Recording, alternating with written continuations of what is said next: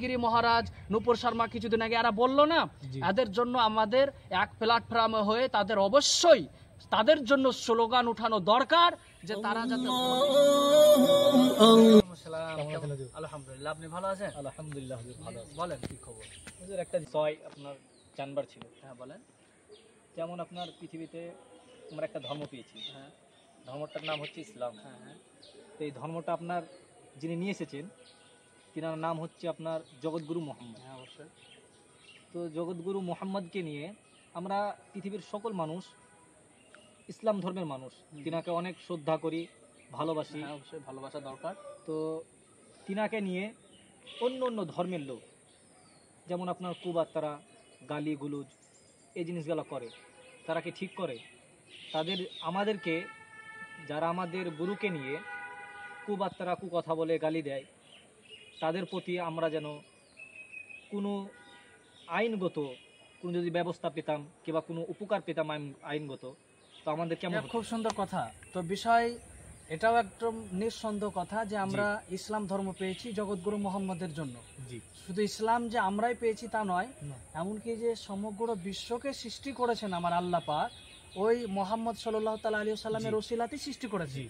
এটা কিন্তু যারা গালিগুলোজ করে তাদেরও বড় বড় জ্ঞানী যারা, তারাও কিন্তু এটা মেনে নিয়েছে বা ওই মোহাম্মদের জন্য অনেক বক্তব্য দিয়েছে, বইও লিপিবদ্ধ করেছে। কিন্তু বর্তমান সময়ে কয়েক বছর আগেই যেমন নরসিং আনন্দ, তারপরে জিতেন্দ্র নারায়ণ সিং, তারপরে নূপুর শর্মা, কিছুদিন আগে আবার রামগিরি মহারাজ, এরা যখন যা ইচ্ছা আমার নাবির জন্য কুবাক্য বলছে। সরকার এর জন্য কোনো রকমের ব্যবস্থা নিচ্ছে না, ন্যায় বিচারও করছে না। অথচ কোনো মমিন মুসলমান তাদের হনুমানের জন্য এটা বলে না যে তোমার হনুমানের মুখ পোড়া, তোমার শিবের গলার উপরে একটা ঢ্যামনা সাপ, হ্যাঁ, তারপরে তার কোনো এটাও বলে না যে তোমার শিবের এত বড় লিঙ্গ, কোনো মুসলমান তাদের জন্য বলে না। অথচ তাদেরও বাবাগুলো, তাদের যে 63,000 দেবদেবী, তার মধ্যেও অনেকে আছে যারা কম বয়সে অনেক কাজ করে দিয়েছে, কম বয়সে বিবাহ করেছে, তাও তাদেরকে কিছু বলে না, ওরাও কিছু বলে না, মুসলমানেরাও কিছু বলে না। কিন্তু তাদের দুশ্মন অ্যাকচুয়ালি মুসলমানদের উপরে। কিন্তু মুসলমানেরা আন্দোলন নূপুর শর্মাকে নিয়ে করেছিল, সরকার এই বিষয়ে কোনো রকমের প্রাধান্য দেয়নি। আর মুসলমানও আপন আপন নিজের কাজে ব্যস্ত, এটা তো সবাই জানে, সকলেই জানেন যে হয়তো 1 মাস 2 মাস আন্দোলন করলো, মুসলমানেরা আন্দোলন করা বন্ধ করে দিল। সরকার জানে যে মুসলমান এদের নিজেদেরই ঠিক নাই, এদের আন্দোলন হয়তো 1 মাস 2 মাস চলবে, আন্দোলন বন্ধ হয়ে যাবে, আমাকে নূপুর শর্মার জন্য কোনো রকমের কড়া ব্যবস্থা নিতে হবে না। কিন্তু হবে সাহেব, আপনিও জানেন যে আল্লাহ পাক কোরআন মাজিদের মধ্যে বললেন যে ওই নবীকে ভালোবাসতে হবে।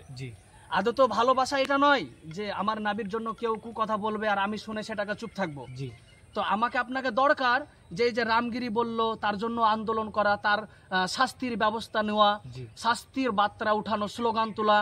নূপুর শর্মা বলল তার শাস্তির স্লোগান তোলা। আমাদের মুসলমানকে এক প্ল্যাটফর্মে হতে হবে।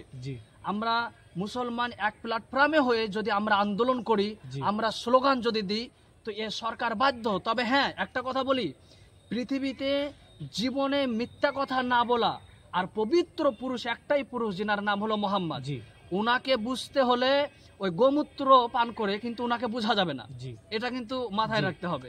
আজ যারা গোমূত্র পান করে, গোবর খায়, মাথায় নাপাক খারাপ জিনিস মাথায় লাগিয়ে ঘুরে বেড়ায়, তারা আমার নাবিকে বুঝার চেষ্টা করছে, তাই না?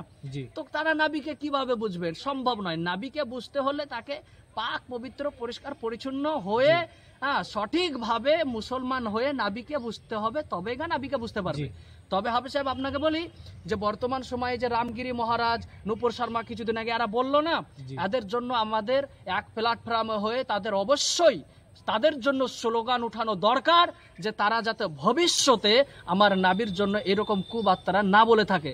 কারণ এ মহারাজ, এই যে রামগিরি মহারাজ হয়তো এতদূর সেরকম পড়াশোনা করেওনি, কোরআনকেও সেরকম ঘাটাঘাটি করেনি। ওই 5 দিন ধরে গোসল না করে একটা ধুতি পরে মাথা ফাঁকা করে বক্তব্য দিয়ে বেড়ায়, হিন্দুদের তাদের ধর্মের বক্তব্য দিয়ে রাখে, আর বলতে এসেছে আমার নাবির জন্য। আদতেও বলি যে সরকার কিন্তু আসলে পার্টি করছে, বিজেপি পার্টি করছে, কিন্তু ধর্মীয় স্লোগান দিচ্ছে। এটা কিন্তু সরকারদের চরিত্র নয়। সরকারের চরিত্র হতে হবে যে ভারতবর্ষে যাতে শান্তি থাকে, এটা হলো স্বাধীনতার দেশ। তার মানে এটা নয় যে আমার নাবির বিরুদ্ধে তারা বলবে, তবে আমাকে আপনাদেরকে আন্দোলন স্লোগান এভাবেই করতে হবে।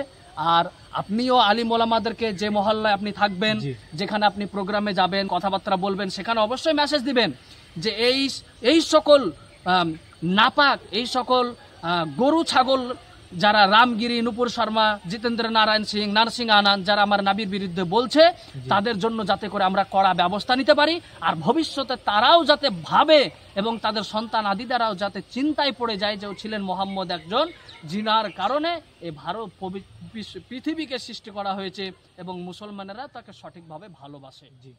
আশা করি বুঝাতে পারলাম।